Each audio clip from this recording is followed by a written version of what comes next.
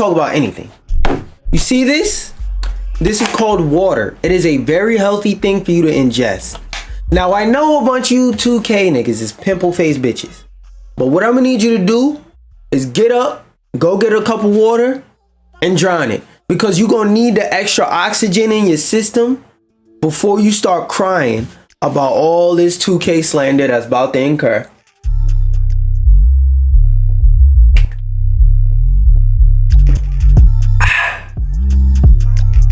Oh yeah, I need some more of that. I need some more of this beautiful liquid that our Lord and Savior put on this planet. I need it.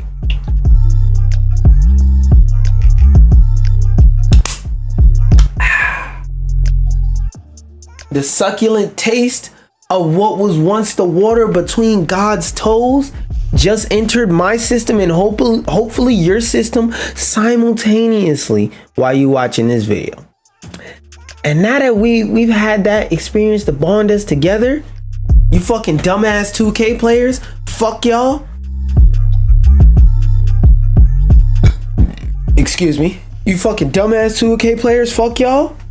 Now we're here to talk about this. And just to clarify, I'm talking about all 2K players. Fuck all you niggas, especially you people that buy VC and build up your fucking build, dumping 30 and 40 and 50 and 60 and 70 fucking dollars into your damn build just to turn around and complain about how 2K isn't the greatest game in the fucking world, even though you done dumped $50 into a game you already fucking brought.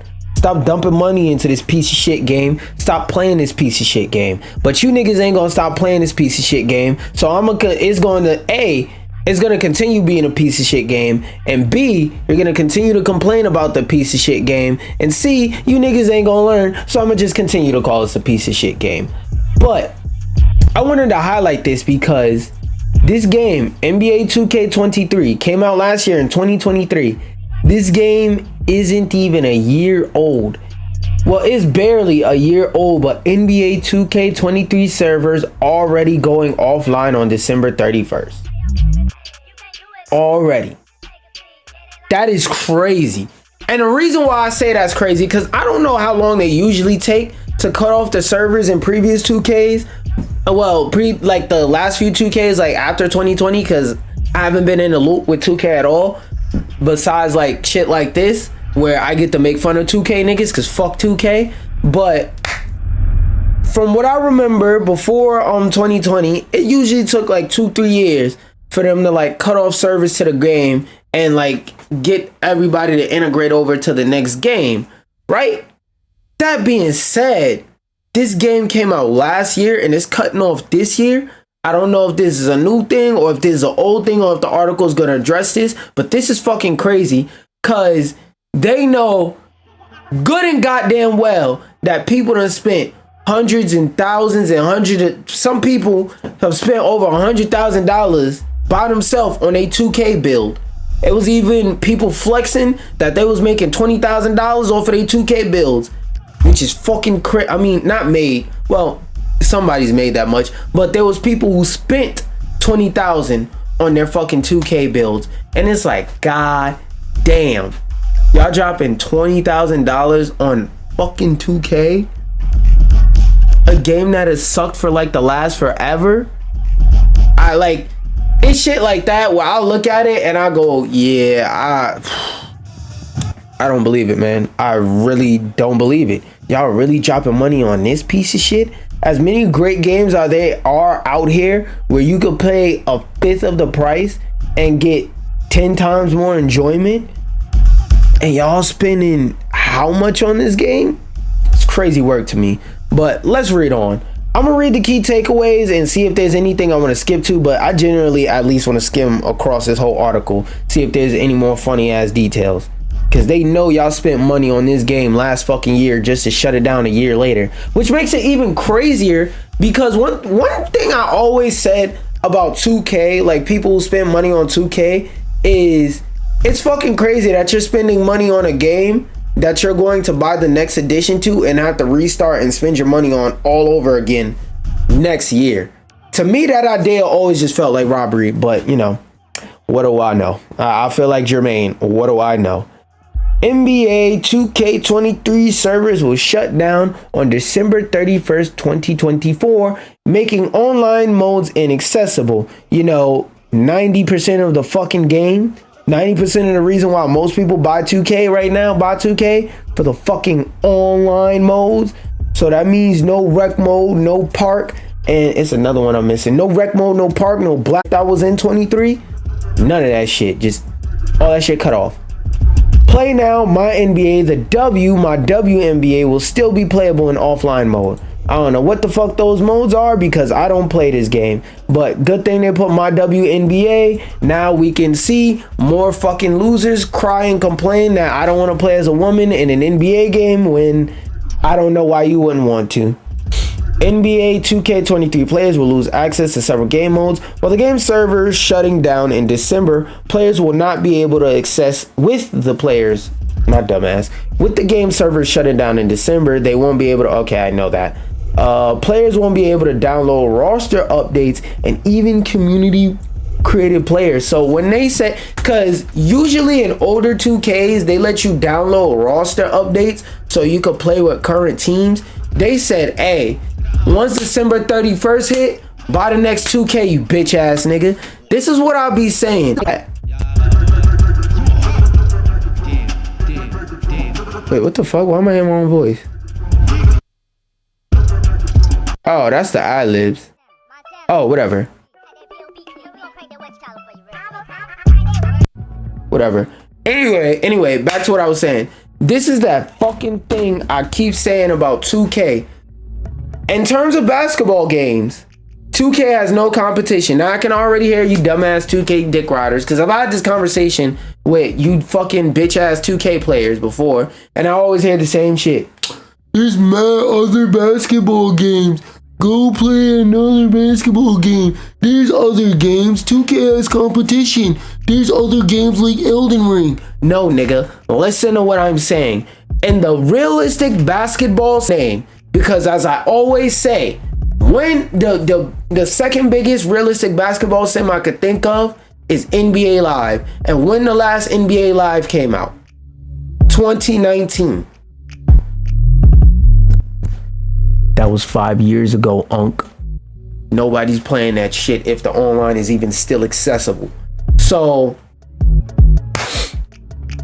when I say 2K has no real competition, I'm talking about in terms of realistic basketball sims. And when a company has no competition, they can do whatever the fuck they want, because who are they gonna go to instead?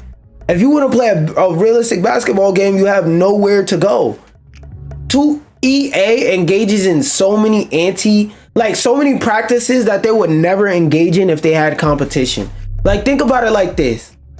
If Nintendo was the only people selling game consoles, do you really think that their game consoles would still cost $200? No, of course not. That should probably be $400 off rip. God forbid it's somebody like Microsoft, they're the only video game manufacturers.